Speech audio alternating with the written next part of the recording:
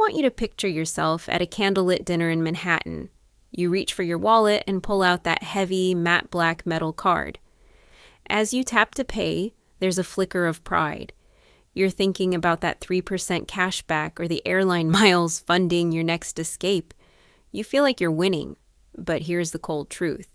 You aren't outsmarting the system. The bank already calculated the true cost of this free dinner long before you even looked at the menu. This isn't a story about saving 2% on your groceries or getting a free flight to Cancun. It's a story about how banks rent a small, quiet space inside your brain to dictate exactly how you spend your life's energy. Most people view credit card points as a harmless subsidy, a little thank you note from a multi-billion-dollar institution for being a loyal customer. They believe they are winning a game where the house occasionally hands out free money. But banks are not charities. They are profit-maximizing machines. If a bank hands you $1 in rewards, they have already calculated a way to extract $10 back from you through other channels. This is a zero-sum game, and you are not the one holding the deck. To understand why, we have to look at a psychological concept called the pain of paying. When you pull a $20 bill from your wallet, your brain registers a physical sensation of loss. You see the physical currency disappear. You feel the transaction. Credit cards were designed to solve this problem for the banks. By turning currency into digital blips and points, they effectively anesthetize the part of your brain that should be screaming, "Stop."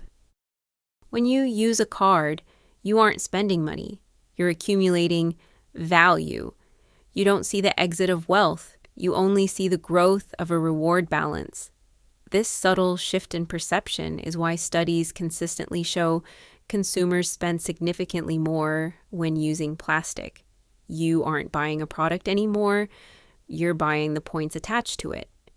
The bank has successfully decoupled the pleasure of the purchase from the pain of the payment. You feel like a genius for earning 500 points on a new espresso machine you didn't need, while the bank quietly collects the interchange fees and waits for the moment you carry a balance. They haven't given you a gift. They've just lowered your defenses. Rule 1 is a concept I call the rewards overspend. Most people believe they're outsmarting the bank when they see a $20 credit on their monthly statement. They think of it as found money. But if we look at the behavioral data, a much darker pattern emerges. Studies consistently show that consumers spend between 20% and 30% more when paying with a credit card compared to cash. This isn't an accident. It's the result of a perfectly executed psychological maneuver. Let's do the math on your savings. Suppose you're chasing a 2% cashback reward on a $1,000 monthly spend. That's $20 back in your pocket. However, because the friction of payment has been removed, you're statistically likely to spend an extra $200 on things you didn't actually need. You didn't just save $20. Jisha, you spent $180 to earn a reward that wouldn't even cover a modest lunch in most American cities. You've traded real, liquid wealth for a digital participation trophy. I want you to walk through a typical suburban home in America and look for the expensive freebies. You'll find them everywhere. It's the $150 pair of designer sneakers at the back of the closet, purchased because there was an X5 points promotion that weekend.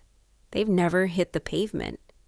It's the high-end air fryer sitting on the counter, still smelling of factory plastic, bought to hit a minimum spend requirement for a sign-up bonus. It's the premium subscription services you forgot to cancel, all justified by the extra miles they generated. These objects are the physical manifestations of a manipulated mind. You aren't buying the item. You're buying the feeling of being a savvy traveler or a smart shopper. In reality, you're just a warehouse manager for the bank's inventory. Every one of these items requires space, mental energy to track, and money to maintain. The bank understands something you don't. Human willpower is no match for a well-designed incentive structure. They know that if they offer you a tiny bit of cheese in the form of points, they can lure you into a spending trap that costs you thousands over a lifetime. They aren't in the business of giving away free flights.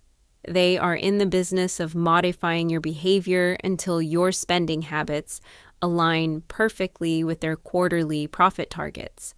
The bank gives you a piece of cheese, but they own the entire mousetrap. And as long as you're chasing the points, you're the one in the cage. Rule number 2 is a concept I call point fog. It is the intentional obscuring of financial reality through the use of arbitrary denominations. Banks are masters of this psychological alchemy. They take something concrete, the hours of your life traded for a paycheck, and convert it into something abstract, points, miles, or stars. Once your money enters the point fog, its value becomes elastic. I want you to notice how your behavior changes. You might hesitate to spend $5 in cash on a mediocre latte at the airport. You know what $5 represents. It's a gallon of gas or a small contribution to your savings. But when the app tells you that same latte is only 800 points, your internal resistance vanishes. The bank has successfully turned your capital into a toy. In your mind, points aren't real money, so spending them doesn't feel like real loss. But those points were bought with your spending. Every point has a cost basis. Yet the point fog makes that math nearly impossible to track in real time. Then there are the point hunters. You know these people. Perhaps you are one of them.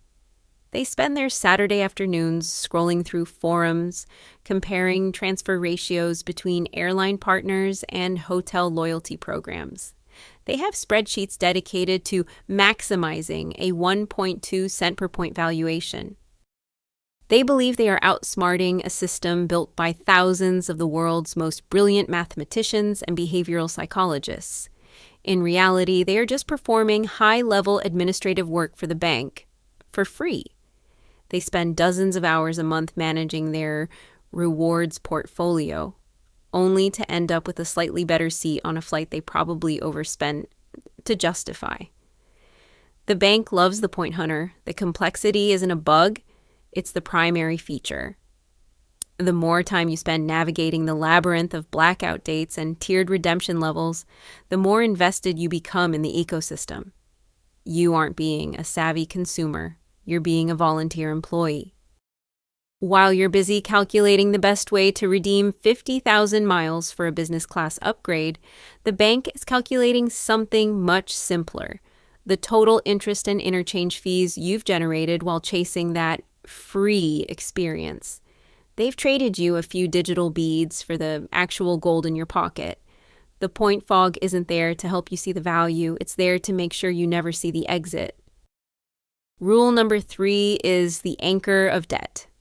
We've talked about the psychological manipulation and the manufactured complexity, but we haven't touched the actual engine that powers the entire credit card industry.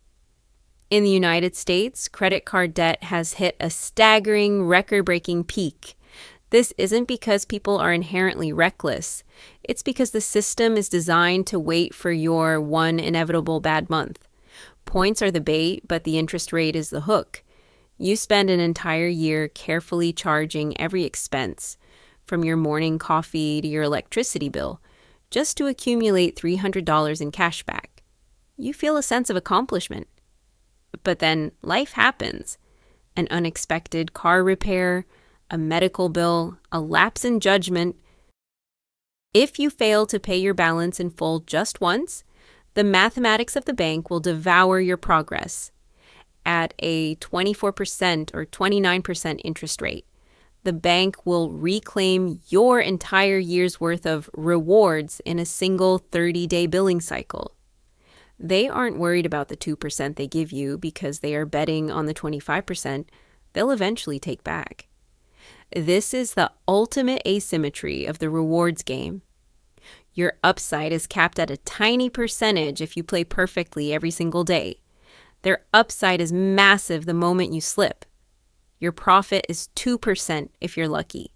Their profit is 25% when you stumble. You have to ask yourself, in a game where the house has a 12-fold mathematical advantage, why are you still at the table? You aren't playing a game of skill, you're playing a game of survival where the stakes are your financial freedom.